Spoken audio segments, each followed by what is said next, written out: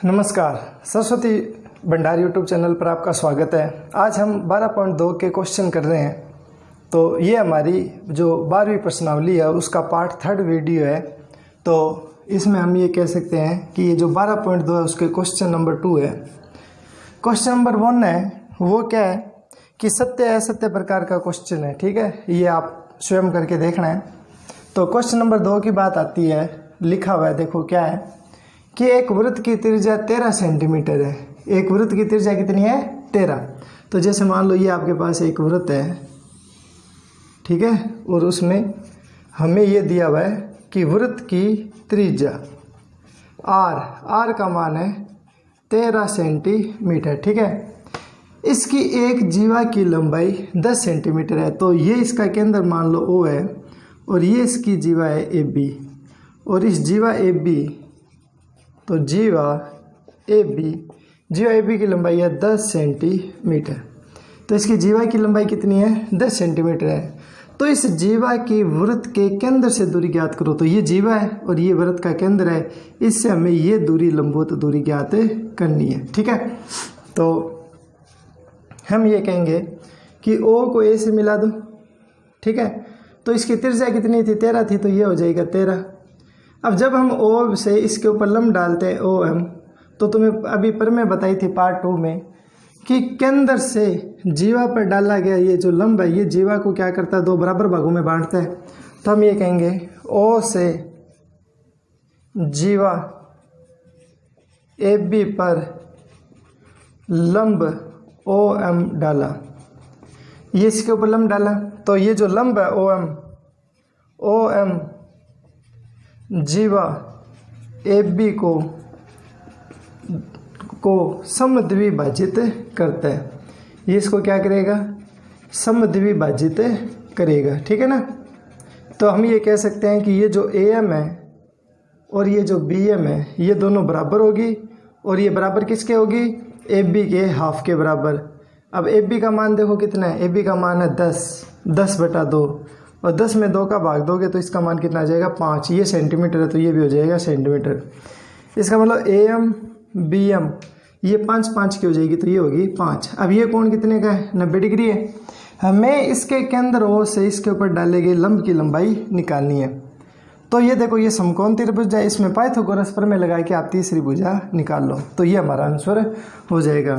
तो त्रिभुज OAM में पाइथागोरस प्रमेय से, तो इसमें पाइथागोरस प्रमेय लगा दो, तो पाइथागोरस प्रमेय से, तो देखो 90 डिग्री के सामने वाली भुजा कर्ण होती है, तो ये हो जाएगी कर्ण OA का स्क्वायर, एक आधार मान लो तो AM का स्क्वायर प्लस OM का स्क्वायर। तो देखो OA का मान कितना? 13, तो यहाँ आ जाएगा 13 का स्क्वायर, AM का मान है 5 का स्क्वायर प्लस OM का स्क्वायर। 13 को 13 से गुणा करोगे 169, 5 को 5 से गुणा करोगे 25, क्योंकि 5 की घात 2 का मान कितना होता है? 25 होता है, प्लस OM का स्क्वायर। ये प्लस का 25 इधर लाओ तो माइनस हो जाएगा, तो OM का स्क्वायर बराबर में हो जाएगा 169। ये 25 उधर गया तो ये हो जाएगा माइनस का, घटाओगे तो 144। ठीक है, अब यहाँ पर घात 2 है ना, ये घात 2 इस पर हटाओगे तो इसके ऊपर आ जाएगा वर्गमूल, तो ये हो जाएगा 144, और 144 का वर्गमूल कितना होता है? 12। इसका मतलब ये दूरी कितनी आ गई? 12। इसका मतलब वृत्त के केंद्र से किसकी जीवा की जो दूरी है वो कितनी है? 12 सेंटीमीटर है। ये इसका आंसर हो जाएगा। ठीक है ना। इसी प्रकार इसका एक अगला क्वेश्चन है, क्वेश्चन नंबर 3 है इसका, ध्यान दे। एक वृत्त की 2 जीवाएं, एक वृत्त दे रखा है हमें, यहाँ बना लेते हैं इसका चित्र। ठीक है, तो ये एक वृत्त है, ठीक है, ये इसका केंद्र है O। एक वृत्त की 2 जीवा AB और CD जिनकी लंबाइयाँ क्रमशः 6 सेंटीमीटर और एक 12 सेंटीमीटर है, एक दूसरे के एक तो समांतर है तथा वे वृत्त के केंद्र के एक ही ओर स्थित है। मतलब ये दोनों रेखाएं जो जीवाएं हैं वो या तो वृत्त का जो ये केंद्र है ना, इसके एक ही साइड है और दोनों समांतर है।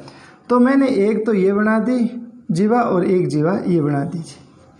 अब देखो जो कम है वो 6 सेंटीमीटर है, तो वो है ए बी, तो ये वाली हो जाएगी ए बी, और ये जो बड़े वाली है वो क्या हो जाएगी सी डी। ठीक है, तो इसकी लंबाई है ए बी बराबर में दे रखा है हमें 6 सेंटीमीटर और सी डी बराबर में हमें दे रखा है 12 सेंटीमीटर। अब ये दोनों जीवाएँ हैं ना, देखो अब दोबारा पढ़ो, एक वृत्त की दो जीवाएँ ए बी और सी डी जिनकी लंबाइयाँ 6, ए बी की 6 और ये 12, तो ये बड़ी है तो इसलिए ये 12 एक दूसरे के समांतर है, तो ये समांतर भी है, तथा वे वृत्त के केंद्र के एक ही ओर स्थित है। यहाँ इधर एक ही ओर स्थित है, ऐसे नहीं है कि ये वृत्त का केंद्र है, एक रेखा इधर है एक इधर है, ऐसे नहीं है, दोनों एक ही साइड है। ठीक है, तो आगे देखो स्थित है। यदि ए बी और सी डी के बीच की दूरी 3 सेंटीमीटर है तो वृत्त की त्रिज्या ज्ञात करो। हम तो हमें वृत्त की त्रिज्या निकालनी है, तो हम मान लेता हूँ कि मानना कि वृत्त की त्रिज्या आर है। ठीक है, तो इस बिंदु से आप इसके ऊपर क्या करो, लंब घेरो। तो ये बिंदु इसको मान लिया मैंने P और इस बिंदु को मान लिया Q, और यहाँ ये क्या दिया था कि ए बी और सी डी के बीच की दूरी कितनी है 3, तो ये PQ तुम्हें कितनी दे दी, PQ दे दी 3 सेंटीमीटर। अब क्या करो, O को, ये जो O है ना उसको आप पहले क्या करो, इससे मिला दो। ठीक है, और फिर इससे भी मिलाना है अपने को, ये मैं डैश डैश करके बता देता हूँ आपको एक बार। ठीक है, ये लो, ये इससे मिला दिया, तो हम लिखेंगे O को C व A से मिलाया। ठीक है, अब आप बताओ कि वृत्त की त्रिज्या ये वाली है, ये कितनी होगी, R होगी ना। ठीक है, ये जब इस बिंदु से सामने वाली भुजा पे लंब घेरा तो ये कोण कितने का होगा, 90 डिग्री का होगा। यहाँ से लेकर यहाँ तक मैं ये वाली जो दूरी है ना, इस दूरी को मैं मान लेता हूँ x। कितनी मानी, x। ये वाली पूरी लंबाई है 12, और ये जब केंद्र से सामने वाली जीवा पर हम लंब घेरते हैं तो ये जीवा को जो ये लंब है ना 2 बराबर भागों में विभाजित करता है, तो ये पूरी 12, तो ये कितनी हो जाएगी 6 सेंटीमीटर। समझ रहे हो ना बात, तो ये कितनी आ जाएगी 6, और इसके अंदर हम क्या करेंगे, पाइथागोरस प्रमेय लगाएंगे। ठीक है, तो देखो हम ये लिखेंगे कि O से जीवा ए बी व सी डी पर लंब क्रमशः OP और OQ डाला, OP व OQ डाला। ठीक है, इसके ऊपर हमने लंब डाल दिया। ठीक है, अब ये CD जो है, अब आपको पता है कि ये जो CP है, ये CP दूरी और ये जो PD दूरी है, ये दोनों बराबर होगी क्योंकि ये लंब है ना, मध्य बिंदु को काटती है। तो लंब है तो टोटल लंबाई 12 थी, तो ये हो जाएगी CD बटा 2 के, इसलिए CP और PD की लंबाई आएगी 12 बटा 2, तो कितनी होगी 6 सेंटीमीटर। इसी प्रकार ये जो AQ है और ये जो QB है, ये दोनों भी क्या होगी, बराबर होगी, और ये बराबर किसके होगी, AB बटा 2 के। तो AQ QB दोनों बराबर है, ये टोटल लंबाई है 6 बटा 2 कितना आ जाएगा 3 सेंटीमीटर। इसका मतलब हमने ये लंबाई निकाल ली, ये कितनी है 3। ठीक है, ये वाली होगी 6, और ये जो बीच में दूरी दी हुई थी ये कितनी दी हुई थी 3, क्योंकि दोनों के बीच की दूरी कितनी है 3 है। दोनों त्रिभुजों में पाइथागोरस प्रमेय लगानी है, सिंपल सा काम है। तो हम ये लिखते हैं कि त्रिभुज OPC में पाइथागोरस प्रमेय से, तो हमें इसमें क्या लगानी है, पाइथागोरस प्रमेय लगानी है। ठीक है, पाइथागोरस प्रमेय लगा दो इसके अंदर, तो देखो क्या आएगा, कर्ण OC का स्क्वायर बराबर आधार स्क्वायर, तो CP का स्क्वायर प्लस OP का स्क्वायर, सरल कर लो। OC का मान है R, तो R स्क्वायर, CP का मान है 6 का स्क्वायर, और इसका मान है x का स्क्वायर, तो R स्क्वायर बराबर में हो गया 36 प्लस x स्क्वायर। इसे दे देना आप समीकरण नंबर 1। ठीक है, अब ये वाली दूसरे, ये वाला डॉट डॉट वाला, ये समकोण त्रिभुज, अब इसकी बात करते हैं। तो त्रिभुज OAQ में पाइथागोरस प्रमेय से, अब इसके अंदर पाइथागोरस प्रमेय लगा दो, तो देखो क्या आएगा, कर्ण, ये कर्ण हो जाएगी 90 के सामने ये भुजा कर्ण, तो OA का स्क्वायर बराबर में AQ का स्क्वायर प्लस OQ का स्क्वायर। ठीक है, तो ओ ए का स्क्वायर कितना है, ये ओ है, ओ ए का मान है आर, तो आर का स्क्वायर, ए क्यू का मान है 3 का स्क्वायर, ओ क्यू, ये पूरी ओ क्यू है, ये किसके बराबर है, ये x और +3 के बराबर है, तो यहाँ आ जाएगा x + 3 का स्क्वायर। यहाँ लिख देना ओ क्यू बराबर में x + 3, ठीक है। तो ये आर स्क्वायर बराबर में कितना आ जाएगा, ये आ जाएगा 3 का स्क्वायर हो गया 9। यहाँ a + b की घात 2 का फॉर्मूला लगेगा, a + b की घात 2 का क्या फॉर्मूला होता है, a² + 2ab + b स्क्वायर होता है। तो देखो पहले का स्क्वायर, फिर 2, a का मान है x, b का मान है 3 + b का स्क्वायर, सरल कर लो, आर स्क्वायर बराबर में 9, ये हो जाएगा x², 3 को 2 से गुणा करेंगे तो 6x, और यहाँ 3 का स्क्वायर कितना हो जाएगा 9। तो ये चीज़ आ गई। क्वेश्चन आपको समझ में आया हुआ है तो मैं इसको मिटा देता हूँ, ये भी मिटा रहा हूँ मैं, सरल करना है। देखो अब क्या आएगा, ये आएगा r² बराबर में ये 9 और ये 9 जुड़कर हो जाएगा 18, ये बचेगा x² + 6x, तो ये आ जाएगा x² + 6x, ये हो जाएगी समीकरण नंबर 2। समीकरण 1 और समीकरण 2 में देखो ये r² का मान इसके बराबर है और यहाँ r² का मान इसके बराबर है, तो दोनों को हम बराबर रख सकते हैं ना, बिल्कुल रख सकते हैं। तो समीकरण 1 व 2 से तो ये 36 + x² बराबर में हो जाएगा 18 + x² + 6x, x² से x² कैंसिल हो जाएगा, इस 18 को उधर ले जाओ, प्लस का 18 इधर आएगा तो पक्षांतरण से क्या हो गया, माइनस का 18 हो जाएगा, 36 में से 18 गए 18, तो x का मान हो जाएगा 18/6, और 18 में 6 का भाग जाएगा तो x का मान कितना आ जाएगा 3। ये जो x का मान 3 आया है ना, ये x का मान 3 आपको कहाँ रखना है, यहाँ रखना है समीकरण 1 में, तो r का मान आ जाएगा, क्योंकि हमें वृत्त की त्रिज्या निकालनी है। तो हम ये लिखेंगे x का मान समीकरण 1 में रखने पर, तो ये समीकरण 1 में रख दो, तो r² बराबर में हो जाएगा 36 + 3 का स्क्वायर, 3 की घात 2 है तो 3 को 3 से गुणा करोगे तो कितना आ जाएगा 9 आ जाएगा, ठीक है ना। तो r² बराबर में हो गया 36 और 9 कितने हो गए 45, ठीक है। तो r बराबर में हो गया वर्गमूल 45, यहाँ से स्क्वायर हटेगा तो इसके ऊपर क्या आ जाएगा, वर्गमूल आ जाएगा। 45 को हम लिख सकते हैं क्या, 9 × 5, 9 × 5 = 45 होता है, 9 × 5 लिख सकते हैं। अब ये वर्गमूल है तो हम इन वर्गमूल को ऐसे अलग अलग भी लिख सकते हैं ना। 9 का वर्गमूल कितना होता है 3, और ये हो जाएगा 3/5 सेंटीमीटर। इसका मतलब जो वृत्त की त्रिज्या है वो कितनी हो जाएगी, वृत्त की त्रिज्या आ जाएगी 3/5 आ जाएगी, ठीक है। इसके बाद में क्वेश्चन नंबर 4 है,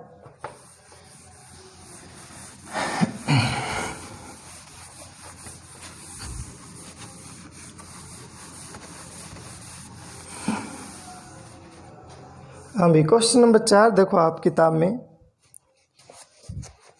देखो इस तरीके से एक चित्र दिया हुआ है, मैं ये पर्सन नहीं लिखा रहा हूँ मैं आपको, ठीक है ना। इसमें ये चित्र दिया हुआ है कि एक ही आपके पास जीवा है AB और एक जीवा आपके पास है CD, और ये एक दूसरे को कहाँ प्रतिच्छेद कर रही है E पर। तो देखो क्या दिया हुआ है, दो समान जीवा AB और CD एक दूसरे को E पर प्रतिच्छेद करती है, तो सिद्ध करना है। तो देखो हमें क्या सिद्ध करना है, हमें ये सिद्ध करना है कि चाप DA बराबर है चाप CB के उपपत्ति। हमें ये सिद्ध करना है कि ये जो चाप DA है, ये वाला चाप, और ये जो चाप है CB, ये दोनों क्या है, एक दूसरे के बराबर है। तो देखो बहुत ही सरल सी परम है। तो दिया हुआ में हम क्या लिखेंगे, दिया हुआ में लिखेंगे कि O केंद्र वाले वृत्त की जीवा AB व CD परस्पर E पर क्या करती है, प्रतिच्छेद करती है, ठीक है। एक दूसरे को E पर क्या करती है, काटती है या प्रतिच्छेद करती है, ये इस पे करती है। अब देखो मैं आपको बता दूं, जैसे ये वृत्त है, ठीक है, तो ये हमारे पास क्या है, चाप है, तो ये जो जीवा है, ये जीवा कितना चाप बनाएगी, इतना ही तो चाप बनाएगी, ठीक है। तो हमें ये दिया हुआ था देखो इसमें ये दिया हुआ है कि दो समान जीवाएं, ये जो जीवा एफ बी और सी डी है ना, प्रश्न में दिया हुआ है कि एफ बी और सी डी है ना ये समान है, परस्पर ई पर प्रतिच्छेद करती है। जीवा, जीवा के आगे हम लिखते हैं समान जीवा, मतलब हमें ये दिया हुआ है कि एफ बी अर्थात हम लिख सकते हैं अर्थात एफ बी जीवा और सी डी जीवा दोनों क्या है, बराबर है। तो देखो हम यहाँ लिखेंगे कि ये जो जीवा एफ बी है और ये जो जीवा सी डी है ये दोनों क्या है, बराबर है। अब देखो ये जीवा है और ये जीवा है, मान लो दोनों समान जीवा है, तो ये वाला चाप और ये चाप क्या होगा, बराबर ही तो होगा। तो हम ये कह सकते हैं कि ये जो जीवा एफ बी है ना, तो इसका ये पूरा चाप और ये जो सी डी है इसका ये पूरा चाप दोनों क्या है, बराबर है। तो मैं ये लिख सकता हूँ कि एफ बी चाप, ऊपर इस तरीके से निशान बना दिया तो ये चाप का निशान हो गया कि जीवा एफ बी के द्वारा ये चाप बना एफ बी और सी डी के द्वारा चाप बना ये सी डी, तो ये दोनों चाप क्या हो गए, बराबर हो गए। ठीक है, अब देखो एक बार ध्यान देना आप कि ये तो था एफ बी का चाप, ठीक है, यहाँ से लेकर यहाँ तक, और ये वाला जो चाप था ये चाप है सी डी का। अब आप देखो इनमें उभयनिष्ठ भाग कौन सा है, ये वाला चाप उभयनिष्ठ नहीं है क्या, ये दोनों घटा दो। तो हम क्या करेंगे, दोनों तरफ चाप बी डी, ठीक है, घटाने पर, तो दोनों तरफ घटा दो तो ए बी चाप में से घटेगा बी डी और इधर सी डी चाप में से घटेगा बी डी। दोनों में से मैंने क्या किया, चाप घटाया। अब आप बताओ एफ बी चाप में से, इस पूरे एफ बी में से ये बी डी घट गया तो पीछे कितना बचा, ए डी नहीं बचाएगा, तो इधर चाप बचा हमारे पास ए डी और इधर इस पूरी सी डी में से बी डी घटा तो पीछे क्या बचा, बी सी या सी बी, तो ये हमारे पास बच गया बी सी। और यही बात हमें सिद्ध करनी थी, ये चाप चाहे यहाँ लगा दो चाहे इसके ऊपर ये लगा दो, ठीक है, ये ऐसे लगा दो चाहे, एक ही बात है। तो ये देखो चाप ए डी कह दो चाहे डी ए कह दो, एक ही बात है। ए डी को तो ऐसे नापते हैं, डी ए को ऐसे नापते हैं, तो ये चाप ए डी है वो बी सी के क्या हो जाएगा, बराबर हो जाएगा। सिंपल है, बहुत ही सिंपल सी पर में थी। ये वेनिस्ट वाला जो भाग है ये हमें क्या करना था, इसमें घटाना था। यदि आपको ना समझ आए तो आप वीडियो को बैक करके एक बार दोबारा देख लिया करो, ठीक है ना, बात समझ में आ जाएगी। और यदि आपको वीडियो पसंद आ रही है तो आप इसको ज़्यादा से ज़्यादा शेयर करें, ठीक है। इसके बाद में क्वेश्चन नंबर 5 है। हमें यह दिया हुआ है कि हमें किस टाइप का चित्र दिया हुआ है, किताब सबके पास है ही, ठीक है। डायरेक्ट चित्र बना रहा हूँ मैं इसका, ये इसका सेंटर ओ,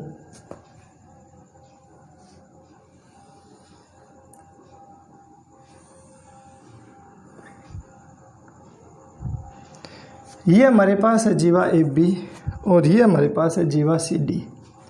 इस बिंदु से इस पर डाला गया लंब, ये लंब है हमारे पास ओ एन, और इस बिंदु से इसके ऊपर डाला गया लंब ये हमारे पास है ओ एम, और ये लंब है और एम को एन से क्या करो, मिला दो इस तरीके से, ये लो जी। अब इसने क्या कहा है, हमने ये कहा है, हमें दिया हुआ क्या है, देखो प्रश्न में आप देखो क्या क्या लिखा हुआ, आप पढ़ो प्रश्न में। एफ बी और सी डी एक वृत्त की समान जीवा है, तो एफ बी व सी डी वृत्त की समान जीवाएं हैं। एफ बी और सी डी क्या है, वृत्त की समान जीवा है। इसका मतलब हम ये कह सकते हैं कि जीवा एफ बी और जीवा सी डी क्या है, बराबर है। एक हमें ये दिया हुआ है कि सिद्ध क्या करना है, पहले हम ये लिखते हैं सिद्ध करना है। हमें ये सिद्ध करना है कि कोण ओ एम एन कोण ओ एन एम के क्या है, बराबर है। उपपत्ति कैसे सिद्ध करेंगे, देखो दोबारा ध्यान से समझो आप। ये भी एक जीवा है इसकी और ये एक इसकी सी डी जीवा है, और ये जीवा एक दूसरे को क्या करती है, यहाँ काट रही है। इस बिंदु ओ से इसके ऊपर लंब गिरा हमने, तो ये मध्य बिंदु को काटेगा, ठीक है, काटेगा, श्योर है। तो ये लंबाई और ये लंबाई, इधर ये सी एन और ये डी एन लंबाई क्या होगी, बराबर होगी। अब उसने ये कहा है कि ओ एम एन, ये ओ एम एन ये वाला कोण ओ एम एन और ओ एन एम ये वाला कोण, ये कोण इस कोण के क्या है, ये बराबर है। ये हमें क्या करना है, सिद्ध करना है, ठीक है। तो हमें देखो ये दिया हुआ है, तो देखो कैसे सिद्ध करेंगे। हम पहले ये सिद्ध करेंगे, ये वाली चीज़ सिद्ध करने के लिए मैं पहले ये सिद्ध करूँगा कि ये जो लंबाई है और ये जो लंबाई है ये दोनों के आपस में बराबर है। तो देखो हम ये लिख सकते हैं कि ओ एम लंबवत है ए बी के, तथा ये जो ओ एन है ये लंबवत है सी डी के।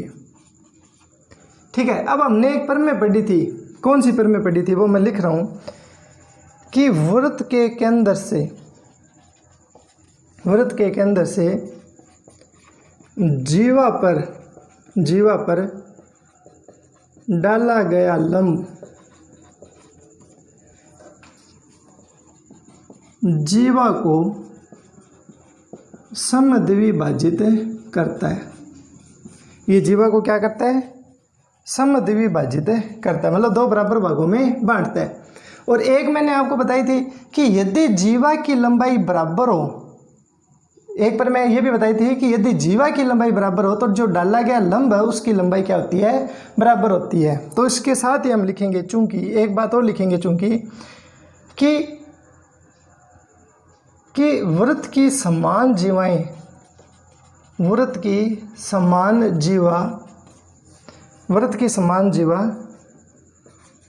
के केंद्र से समदूरस्थ होती है। वृत्त की समान जी वृत्त के केंद्र से क्या होती है? समदूरस्थ होती है, मतलब ये दूरी और ये दूरी क्या बराबर है। तो हम डायरेक्ट लिख सकते हैं कि ओ एम है वो ओ एन के क्या है? बराबर है। ठीक है, इसे हम समीकरण नंबर 1 दे सकते हैं। अब आप देखो त्रिभुज ओ एम एन में इस त्रिभुज के अंदर, अब देखो ये वाली भुजा इस भुजा की लंबाई बराबर होगी ना, ये इस समीकरण से ओ एन बराबर है ओ एन के क्या है? बराबर है। और आपने एक पढ़ा हुआ है कि यदि कोई त्रिभुज समद्विबाहु है, यदि उसकी समद्विबाहु त्रिभुज है तो उसकी समान भुजा के सामने का ये जो कोण होता है, इसके सामने का ये कोण होता है, ये दोनों कोण आपस में क्या होते हैं? बराबर होते हैं। तो हम लिखेंगे, हम जानते हैं कि समद्विबाहु त्रिभुज में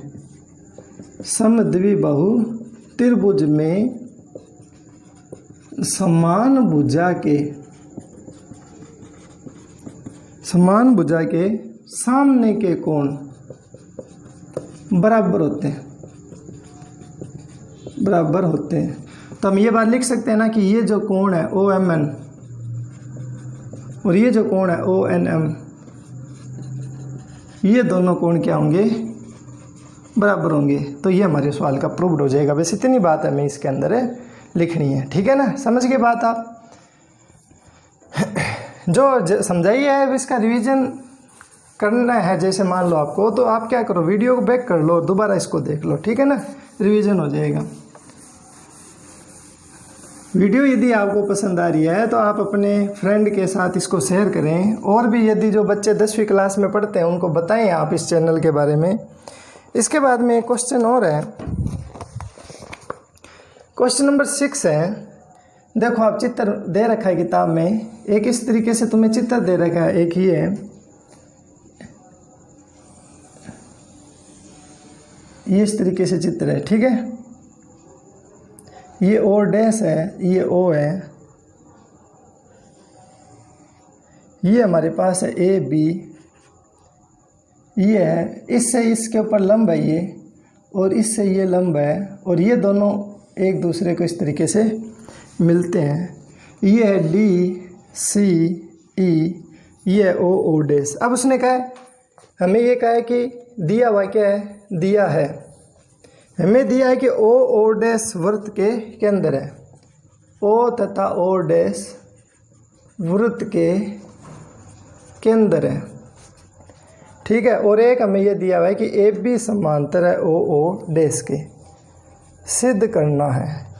और हमें सिद्ध क्या करना है? हमें ये सिद्ध करना है कि जो ए बी है ना वो बराबर है 2 ओ ओ डैश के, कि ये जो ए बी की लंबाई है ना, ये ए से लेकर बी तक ये लंबाई है, वो इसके ओ ओ डैश के दुगने के क्या बराबर, ये बात हमें सिद्ध करनी है। तो देखो दिया हुआ क्या था? ओ ओ डैश वृत्त के केंद्र है। ठीक है, ए बी ये वाली जो है ये समांतर है किसके? ए बी के। ये इसने दी हुई है कि ए बी समांतर है ओ ओ डैश के। ये बात हमें सिद्ध करनी है कि ए बी है वो ओ ओ डैश के क्या है बराबर है, दुगने के बराबर है। उपपत्ति कैसे सिद्ध करेंगे? तो देखो सबसे पहले है कि ये ओ डैश ई लंबवत है किसके? बी सी के लंबवत है, तथा ओ डी ये भी लंबवत है किसके? एस सी के। और जब लंबवत तो देखो ये केंद्र से, और ये मान लो बी सी जीवा है तो ये केंद्र से जीवा पर डाला गया लंबित हो गया, और ये लंब हो गया ना, तो ये लंबाई इस लंबाई की क्या होगी? बराबर होगी। तो मैं ये बात लिख सकता हूँ कि बी ई सी ये दोनों क्या है? बराबर है। और सी डी और डी ए भी क्या है? बराबर है। तो सी डी और ये हम ये कह सकते हैं ए डी ये दोनों भी क्या है? बराबर है। ठीक है ना। तो क्योंकि डाला गया जो लंब होता है ना वो जीवा को क्या करता है? समद्विभाजित करता है। ठीक है। अब इसी बात पर हम ये भी लिख सकते हैं, इसको हम इस तरीके से ले लें। अब ये बी ई और ये ई सी बराबर है, तो ये जो पूरी बी सी है ना, पूरी बी सी, ये जो पूरी बी सी है मैं इसको लिख सकता हूँ क्या? बी ई प्लस ई सी लिख सकता हूँ, बी ई प्लस ई सी। बी ई का मान है इसी, तो ये हो जाएगा इसी प्लस इसी, और इसी जुड़कर कितने हो जाएंगे? 2 इसी। ठीक है। इसका मतलब बी सी बराबर में आ गया 2 इसी। इसी प्रकार ये जो सी डी है, या हम ये कह सकते हैं ये जो सी ए है ये बराबर होगा C D plus D A. अब डी ए की जगह हम दोबारा सी डी लिख सकते हैं ना, तो C D plus C D, तो देखो सी ए बराबर में हो जाएगा 2 सी डी। इसे दे देंगे हम समीकरण नंबर 1 और इसे दे देंगे हम समीकरण नंबर 2। ये बात हम लिख सकते हैं। इसका मतलब ये है कि हम बी सी के स्थान पर हम लिख सकते हैं 2 इसी, और एस सी के स्थान पर लिख सकते हैं 2 सी डी। अब आप बताओ कि ये पूरा एक क्या है? आयत नहीं बन गया क्या? ये वाली भुजा इसके समांतर है, ये लंब है, तो ये वाले भी क्या होंगे? लंब होंगे। तो ये हमारे पास ओ ओ डैश ई डी एक आयत है। ये हमारे पास क्या है? आयत है। और आयत के आमने सामने की भुजा की लंबाई क्या होती है? बराबर होती है ना। तो मैं इसको ये लिख सकता हूँ कि ओ ओ डैश बराबर हो जाएगा ई डी के, क्यों? आयत में आमने सामने की भुजा क्या होती है? बराबर होती है।